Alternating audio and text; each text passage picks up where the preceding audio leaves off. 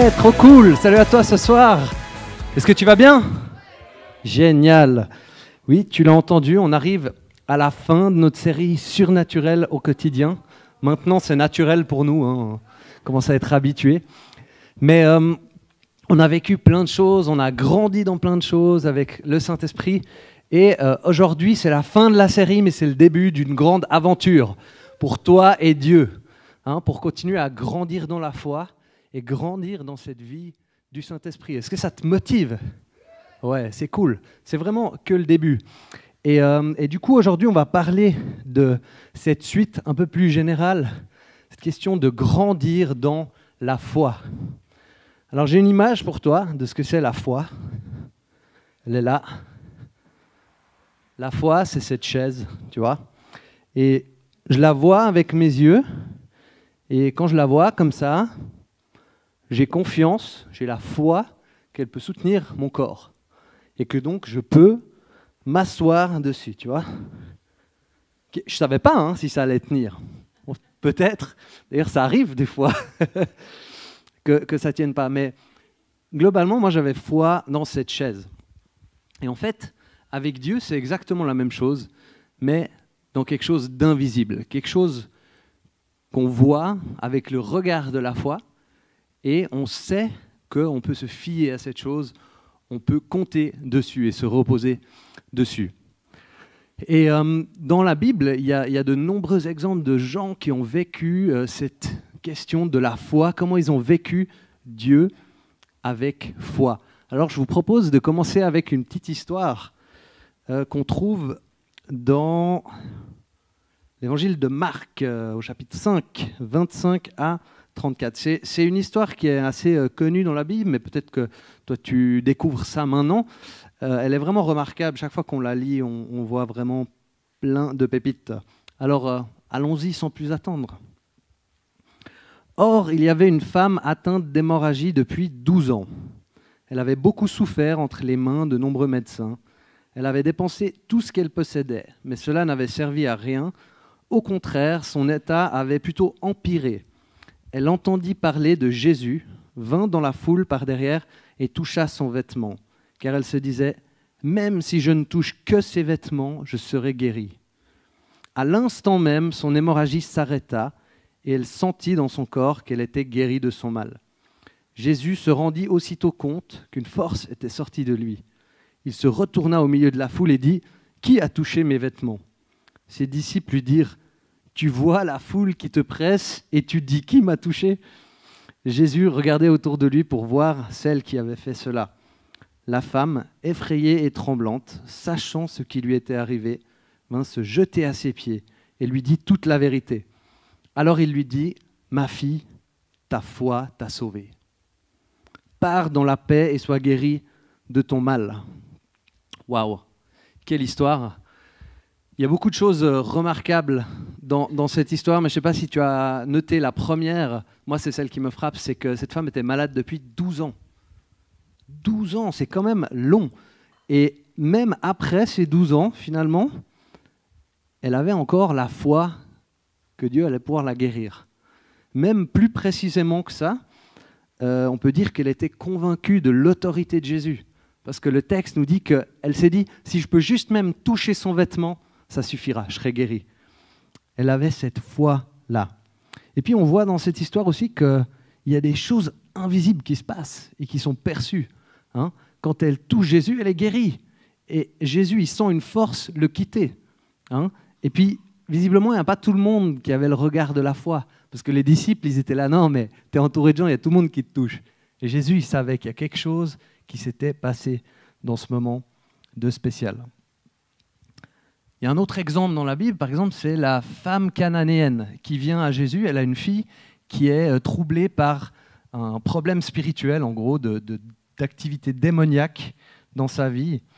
Et la femme se bat avec Jésus pour qu'il la guérisse. C'est une histoire qui est intéressante parce que Jésus, en gros, il répond négativement à sa demande plusieurs fois d'affilée.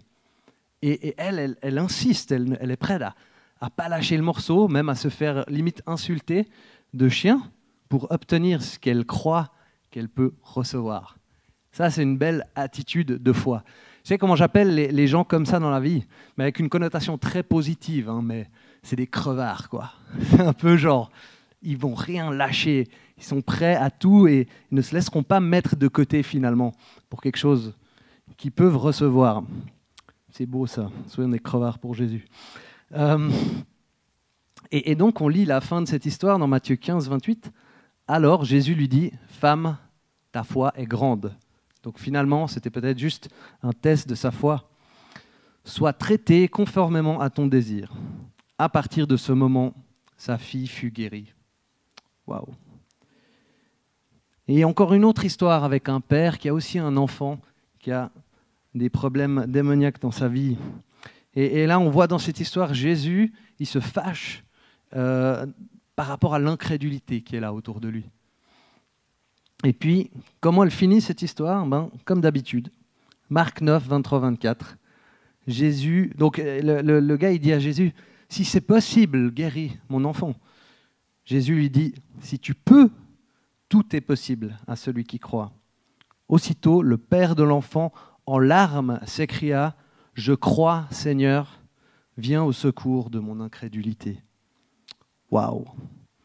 Et moi, j'aime tellement cette réponse du père dans cette situation où il prend une décision de croire, mais il est aussi conscient que ce n'est pas si simple pour lui et qu'il a besoin même de l'aide de Jésus pour ça. Et peut-être toi, tu as déjà fait cette prière ou pas. Moi, j'ai envie de t'encourager à le faire. Croire, c'est une décision. Et après, on a quelque chose à vivre en lien avec Jésus pour que ça prenne forme. Donc, ouais, moi, je la fais régulièrement. Seigneur, viens au secours de mon incrédulité, de mes doutes. Mais je prends la décision de croire. C'est vraiment cool. Et donc, on voit dans ces différentes histoires que, à la fois, la foi et l'absence de foi ont toujours fait réagir Jésus de manière assez forte, avec étonnement souvent. Hein, Jésus a repris ses disciples pour manque de foi à plusieurs reprises, mais chaque fois qu'il a trouvé la foi, il l'a félicité, et puis c'est là que la puissance de Dieu a été libérée. Hébreux 11.6 nous en dit un peu plus sur le sujet. Or, sans la foi, il est impossible d'être agréable à Dieu, car il faut que celui qui s'approche de lui croit que Dieu existe et qu'il récompense ceux qui le cherchent. Ok, alors sans foi, c'est impossible de plaire à Dieu. Avec foi, rien n'est impossible. La foi, c'est quand même vachement important, on se rend compte. Hein. Et puis cet enseignement de Jésus sur la foi, en fait, c'est une bonne nouvelle pour notre vie finalement. Parce que ce que ça nous dit, c'est que la responsabilité finale pour que le royaume de Dieu vienne, hein, qu'il y ait cette puissance de Dieu à l'œuvre, elle est sur lui, pas sur nous. Nous, notre rôle, c'est de faire confiance à Dieu, tout simplement, qui va intervenir et qui peut le faire à travers nous. Donc on met notre attente au bon endroit et ça nous libère. Hein, c'est comme si... je peux compter sur Dieu.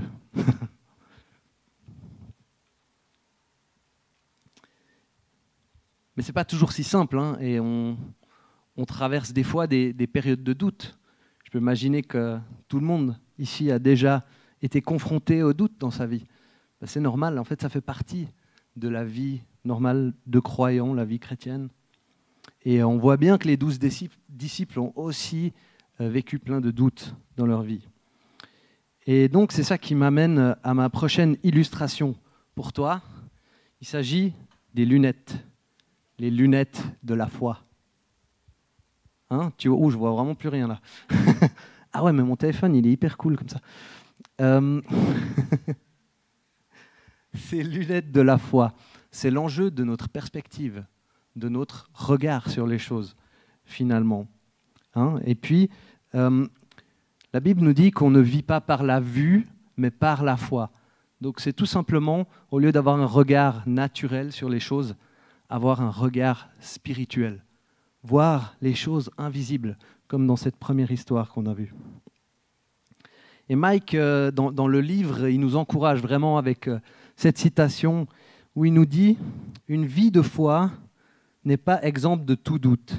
C'est une vie où nous nous attendons continuellement à voir la fidélité de Dieu au milieu de nos questions. » C'est pas cool ça, hein? On ne les met pas juste de côté, mais on continue à s'attendre à Dieu qui peut se révéler même là où on a des questions.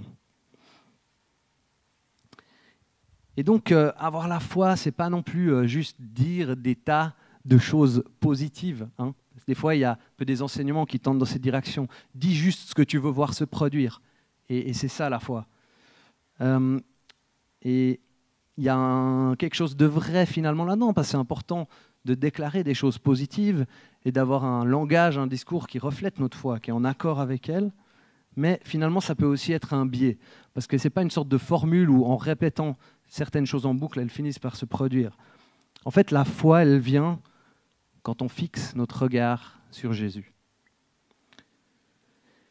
Et quand j'avais 25 ans, c'était, et puis que Elodie et moi, on a décidé de se marier, j'avais pas de job, j'avais pas de salaire, et on n'avait pas d'appartement non plus. On a décidé que c'était le bon moment pour nous de se marier, et donc de le faire par la foi, et de compter sur Dieu pour ça. Et puis alors, voilà, on a pris cette décision. Moi, j'ai beaucoup cherché un job, cherché un logement. Et puis, on est arrivé au moment du mariage, on n'avait toujours rien, ni l'un ni l'autre. Donc, on s'est mariés. On est parti en voyage de noces en Guadeloupe. Et là, j'étais là, premier jour du voyage de noces, je me suis dit, il y a deux options. Soit je vais stresser juste tout le long de qu'est-ce qu'on va faire en rentrant, ou alors je vais profiter de ce voyage qui se passe normalement qu'une seule fois dans la vie, et puis faire confiance à Dieu pour tout ça. Donc j'ai dit, je vais prendre un petit moment de prière, et je me suis posé dans la chambre d'hôtel, 5 minutes, le premier jour, pour fixer mes regards sur Jésus. Et je lui ai juste simplement fait cette petite prière, j'ai dit, Seigneur, on a pris un risque, on a fait un pas de foi, on a cru que c'était juste et que tu allais assurer nos arrières dans tout ça. Qu'est-ce qu'on fait quand on rentre? Et là, j'ai une phrase qui me traverse l'esprit, comme ça ne m'arrive pas tous les jours, mais vraiment avec des mots comme ça très précis, une phrase entière. Un ami à Elodie a quelque chose pour vous. Waouh. Ok. J'ai dit, c'était tellement clair, je choisis de faire confiance à ces mots que je viens d'entendre et de plus y repenser pendant le voyage. Et c'est exactement ce que j'ai fait. Et du coup, j'ai profité à fond du voyage de noces. On s'est éclaté, on a fait plein d'activités, vu plein de belles choses, et on n'a pas stressé à un seul moment. Et puis, est venu le temps de rentrer, et on arrive à l'aéroport en se disant « Où est notre miracle ?» Et là, rien. On dit « Bon, on va aller chez mes parents, ils ont de la place. » Et on est allé chez mes parents en se disant, peut-être on s'est planté, peut-être qu'on avait mal entendu, je ne sais pas. Et 2 semaines après, il y a un ami à Elodie qui appelle et qui dit, écoutez, j'ai un studio pour vous à Nyon, il est vide, vous pouvez l'utiliser gratuitement pour le temps que vous voulez. Et on était là, ah, incroyable, c'est le miracle, exactement comme il nous avait été annoncé.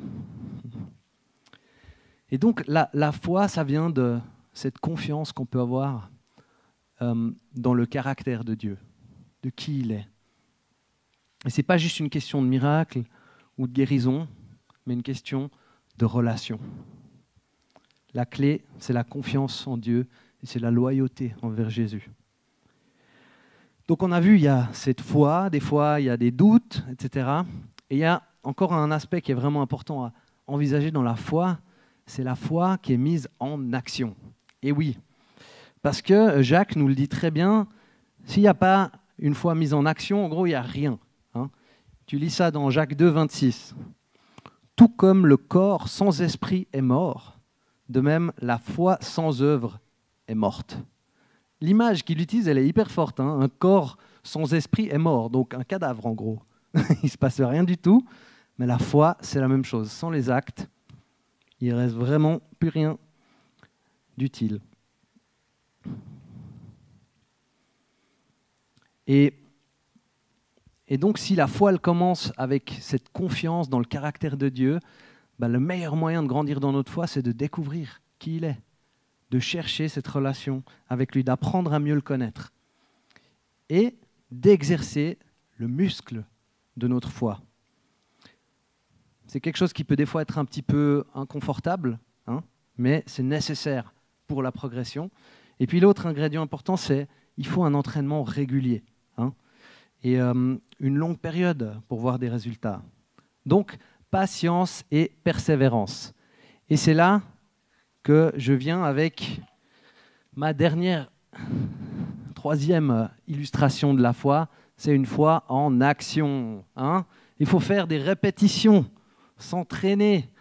Et puis, je ne vais pas m'améliorer tout de suite, au contraire, demain, je serai moins fort qu'aujourd'hui si je me suis entraîné correctement. Mais dans une semaine, dans 2, si je continue un entraînement régulier. Et donc, ça ne sert à rien de passer de 5 kilos à 25 kilos d'un coup, quoi, et de surcharger les bras. Des fois, on a envie de faire un peu des trucs comme ça parce qu'on a des bons élans de zèle. Mais la leçon, c'est commence déjà avec ce que tu as, avec la base que tu as. Et puis, certains ont dit aussi des fois que le mot foi, il s'appelle R-I-S-Q-U-E. Tu as déjà entendu ça, hein? La foi, ça implique de prendre des risques. Donc, faut se lancer. Et en même temps, on ne veut pas entreprendre quelque chose de trop grand pour nous. Il y a un verset qui nous encourage de cette manière-là, c'est Romains 12, 3. Il dit « Par la grâce qui m'a été donnée, je dis à chacun de vous de ne pas avoir une trop haute opinion de lui-même, mais de garder des sentiments modestes, chacun selon la mesure de foi que Dieu lui a donnée. » Waouh! Donc on n'y va pas n'importe comment, mais Dieu nous a donné une mesure de foi. Et c'est avec celle-là qu'on va de l'avant. Et on n'a pas besoin d'avoir une certitude parfaite, parce qu'en fait on avance sur la base de la confiance qu'on peut avoir en lui et de notre relation. Donc la seule manière de grandir dans la foi, c'est d'être proche de Jésus, c'est de grandir dans la Bible pour apprendre à connaître le caractère de Dieu. C'est de nous lancer et d'obéir à ce qu'on croit qu'il nous demande par la foi. Les choses qu'on croit que Dieu dit. Hébreux 12, 1 à 2 nous dit encore « Nous donc aussi, puisque nous sommes entourés d'une si grande nuée de témoins, rejetons tout fardeau et le péché qui nous enveloppe si facilement et courons avec persévérance l'épreuve qui nous est proposée. Faisons-le en gardant les regards sur Jésus, qui fait naître la foi et l'amène à la perfection. En échange de la joie qui lui était réservée, il a souffert la croix, en méprisant la honte qui s'y attachait, et il s'est assis à la droite du trône de Dieu. » Waouh! Ce verset, ouais, amen, il est tellement cool. Il nous invite vraiment à mettre notre regard sur Jésus. Non seulement ça, mais il nous dit que c'est Jésus qui fait naître la foi en toi quand tu tournes ton regard sur lui, et c'est lui qui la perfectionne. Il y travaille jusqu'à ce qu'elle soit magnifique. Et puis on comprend aussi que notre foi, elle demande des sacrifices finalement, parce que elle est à l'image de Jésus et elle est toujours dans une perspective d'amour. Et quand il y a de l'amour, on se donne, on est prêt à faire un sacrifice, à payer un prix. Mais on le fait parce qu'on aime, on le fait volontiers en fait. Hein, on dit quand on aime, on ne compte pas. Et donc maintenant qu'on a tous ces ingrédients, donc on sait qu'il y a cette question de la foi qui est hyper importante, il y a les lunettes pour affronter aussi les doutes, et puis il y a cette foi qui est mise en action. Qu'est-ce qui nous reste?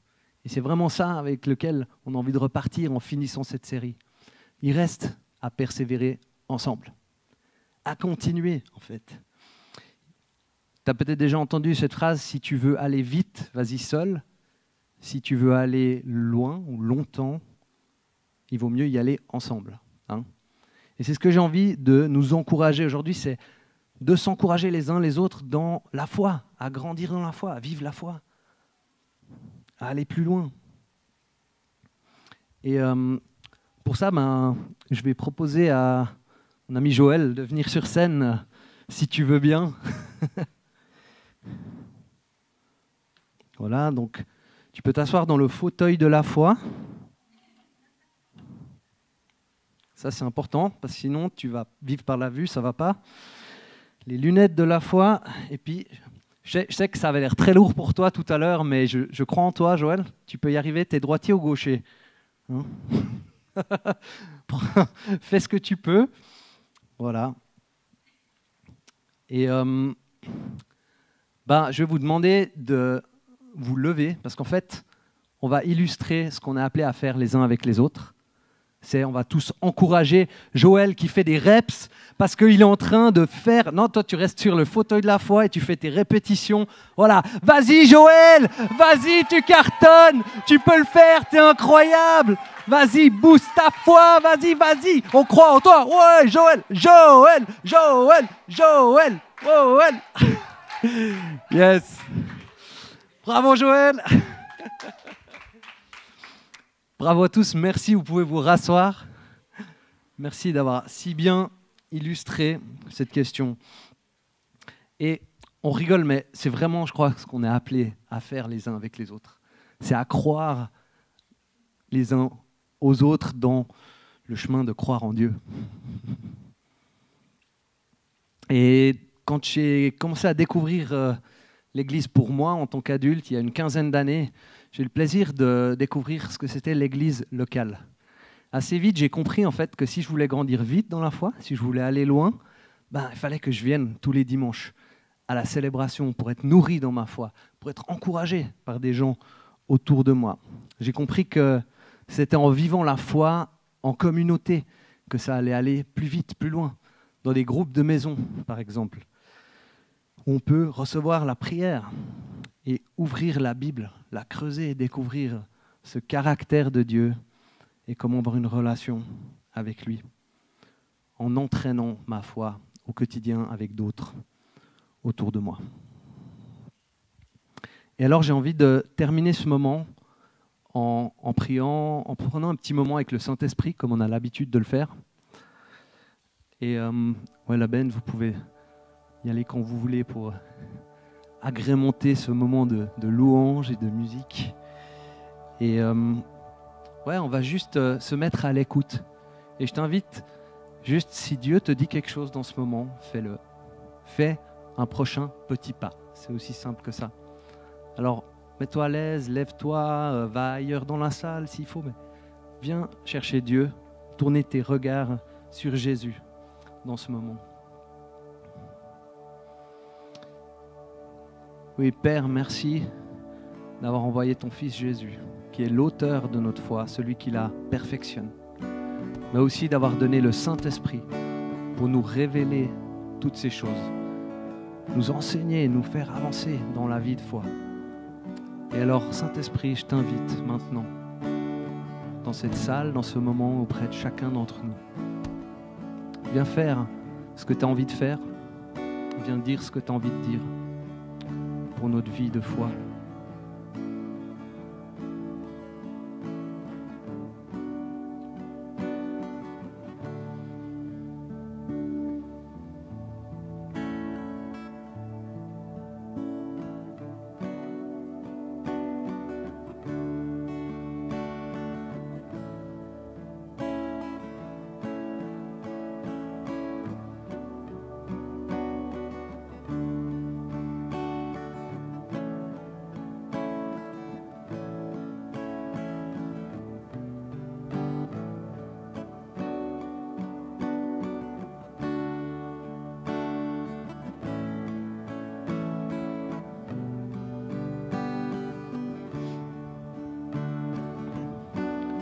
Je vois pour quelqu'un de ce côté droite de la salle, Dieu a vraiment envie de donner des ailes à ta foi, des grandes, grandes ailes pour t'envoler haut et loin avec lui. Et j'avais tout à l'heure cette image d'un tournesol. Et le tournesol, c'est en se tournant vers le soleil qu'il est beau. Et il y a ce verset qui dit « Celui qui se tourne vers lui est rayonnant de joie ». Alors que tu tournes ton regard vers Jésus, tu vas rayonner. Et c'était un tournesol qui n'avait pas les couleurs ordinaires, mais il y avait des couleurs pastel dedans. Alors, je ne sais pas si toi, ça te parle. Tourne ton regard vers lui.